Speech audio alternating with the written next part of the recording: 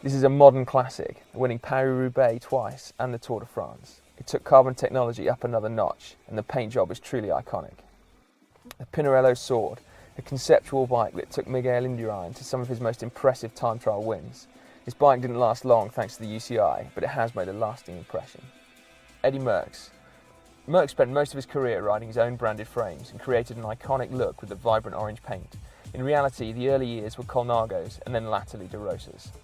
Colnago Master. This steel classic won a huge number of races when introduced in the early 80s, including the Giro d'Italia and the World Championships under its most famous rider, the Italian Beppe Sironi.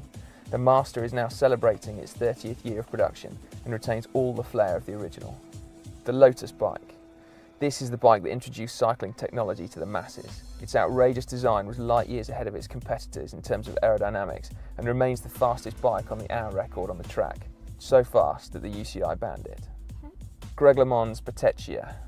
Not an iconic bike, but there's no arguing with the impact of its handlebars.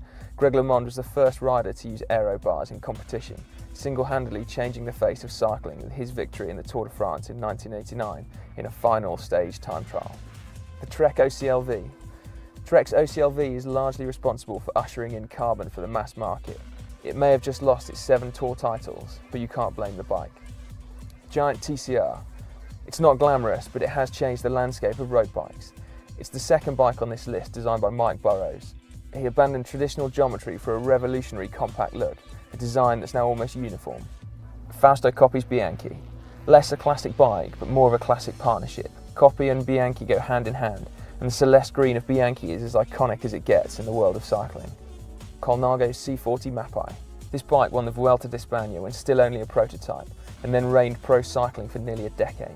It reached truly iconic status when painted in Team Mapei colours and handing out crushing defeats in